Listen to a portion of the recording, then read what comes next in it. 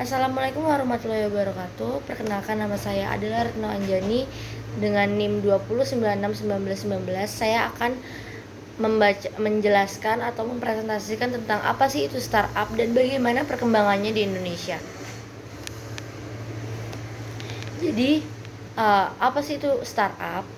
Kata startup sendiri, dia itu berasal dari serapan bahasa Inggris yang berarti bisnis yang baru saja dirintis atau merupakan bisnis rintisan. Startup adalah perusahaan rintisan yang belum lama beroperasi. Dengan kata lain, startup artinya adalah perusahaan yang baru masuk atau masih berada pada fase pengembangan ataupun penelitian untuk terus menemukan pasar maupun mengembangkan produknya. Jadi bagaimana sih perkembangannya startup di Indonesia? Sejumlah startup di Indonesia sudah melampaui angka unicorn.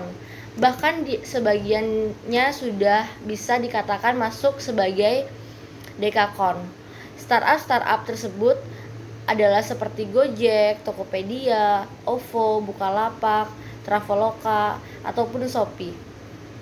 Bidang yang digeluti oleh startup tersebut pun bervariasi, mulai dari keuangan, pemasaran, pelayanan, retail, sampai dengan video games. Jumlah ini bisa saja bertambah seiring dengan perkembangan teknologi yang ada. Jadi sejauh ini belum ada cetak biru yang bisa disepakati bersama untuk menentukan valuasi perusahaan startup. Apalagi banyak perusahaan startup yang merahasiakan jumlah pendanaan yang masuk. Begitu. Jadi apa saja sih permasalahan yang dihadapi startup? Ini yang pertama ada dari sumber daya manusia atau talenta.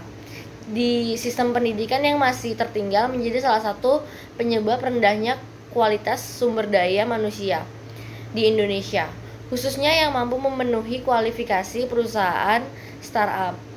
Jadi meskipun pemanfaatan teknologi sudah menjadi hal yang biasa, pendidikan di Indonesia masih belum mampu memenuhi kebutuhan akan tenaga profesional yang ahli di bidang komputer.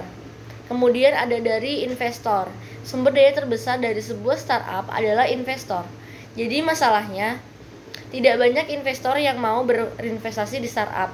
Selain risikonya yang masih besar, perusahaan startup juga umumnya belum terbukti mampu mencetak keuntungan. Di sisi lain, akses investor juga masih menjadi masalah tersendiri. Bahkan meski ada banyak investor asing yang bersedia funding di startup Indonesia, sebagian besar startup tidak memiliki akses ke sana. Jadi, kemudian yang terakhir ada pendanaan. Startup adalah salah satu bisnis yang membutuhkan modal dalam jumlah besar. Meski tidak selalu membutuhkan toko fisik, startup membutuhkan komputer, server, hingga akses internet yang cepat.